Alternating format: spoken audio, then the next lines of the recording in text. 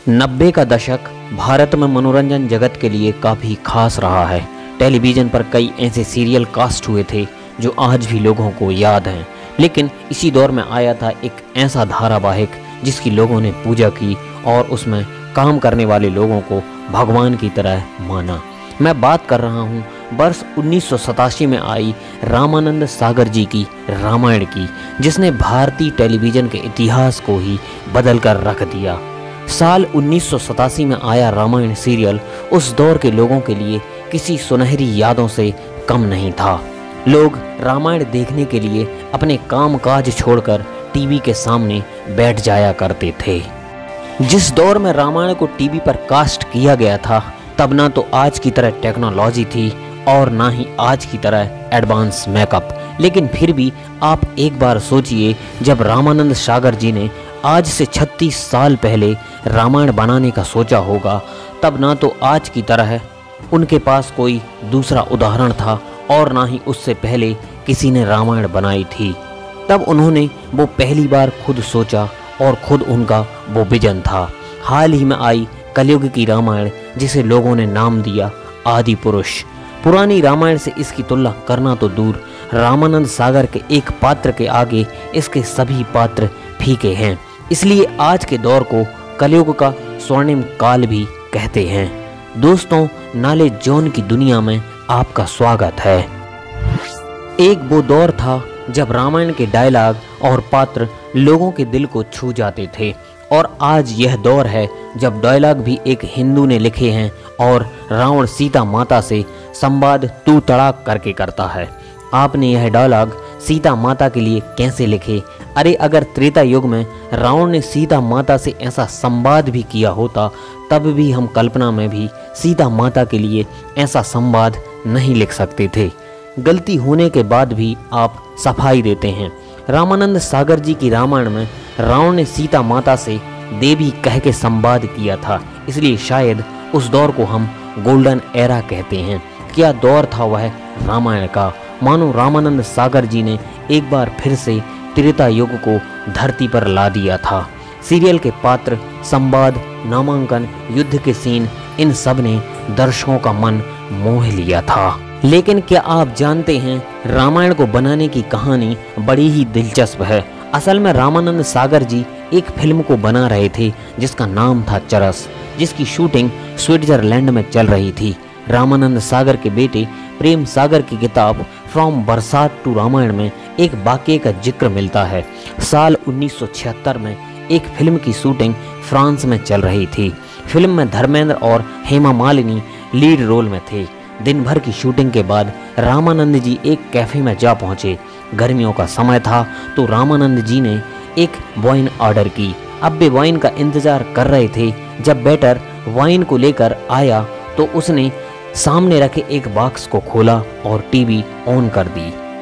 TV on होते ही उसमें रंगीन फिल्में चालू हो गईं। ये देखते ही रामानंद जी की आंखें चमक उठी। फिर क्या था, उनकी टीवी की दुनिया में राज करने की ख्वाहिश हुई और छोड़ दी फिल्मों की दुनिया। फिर उन्होंने फैसला किया और कहा कि भगवान राम, भगवान श्री कृष्ण और माँ दुर्गा जैसी कहानियों को टीवी पर बताएंगे। रामानंद सागर जी ने रामायण के प्रोजेक्ट पर साल 1976 में ही काम शुरू कर दिया था।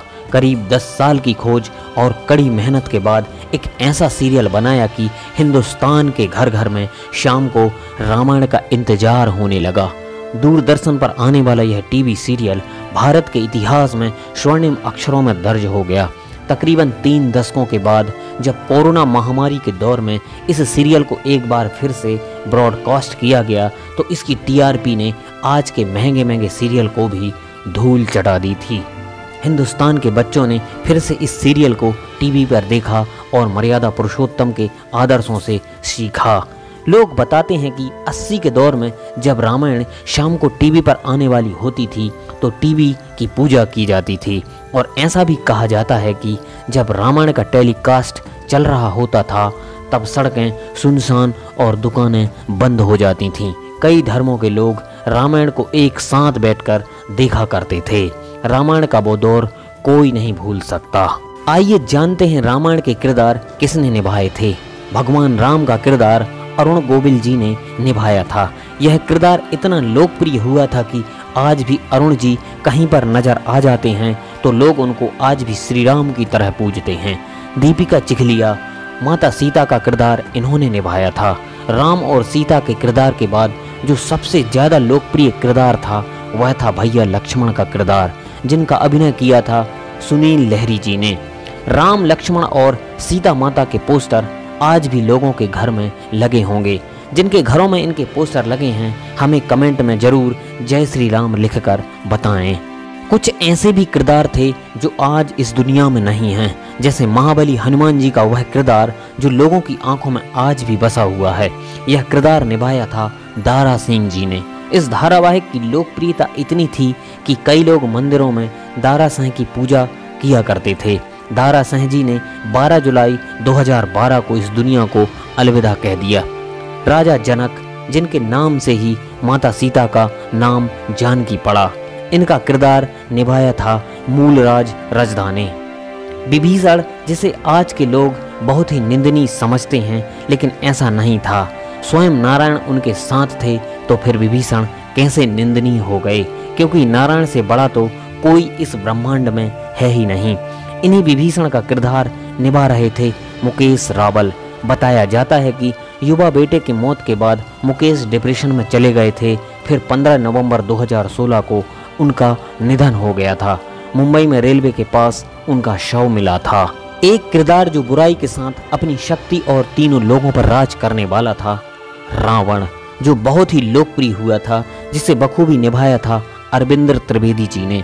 एक किरदार जो भाई की परिभाषा को परिभाषित करता था, भगवान श्री राम के भाई भरत, जिनका भगवान राम के प्रति प्रेम दुनिया में अनंत अनंतर तक अमर रहेगा, जिसे बखूबी निभाया था संजय जोगी ने। और भगवान राम के तीसरे भाई शत्रुघ्न का किरदार निभाया था समीर रजदानी।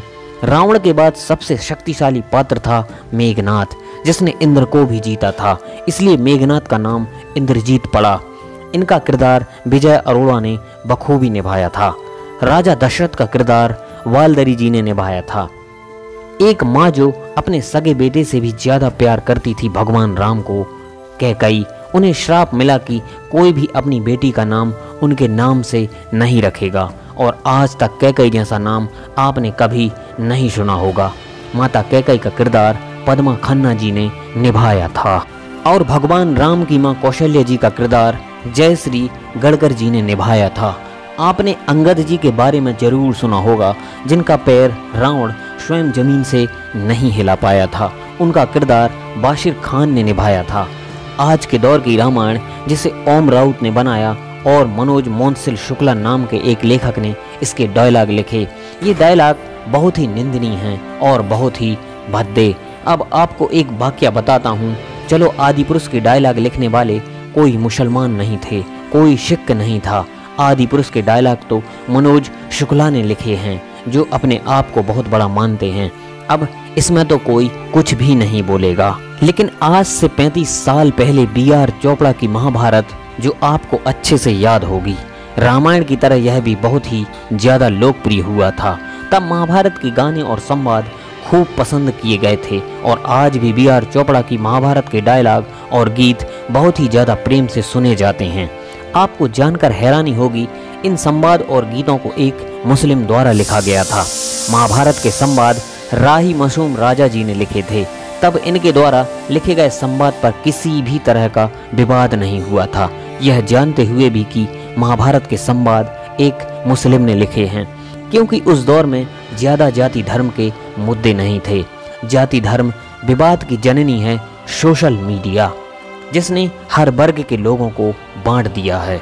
आप में से कितने लोगों ने आदिपुरुष देखी है, हमें ज़रूर कमेंट में बताएं। दोस्तों, आज के वीडियो में बस इतना ही। वीडियो पसंद आए तो लाइक और सब्सक्राइब जरूर करें। मिलते हैं एक नई वीडियो के माध्यम से। जय हिंद।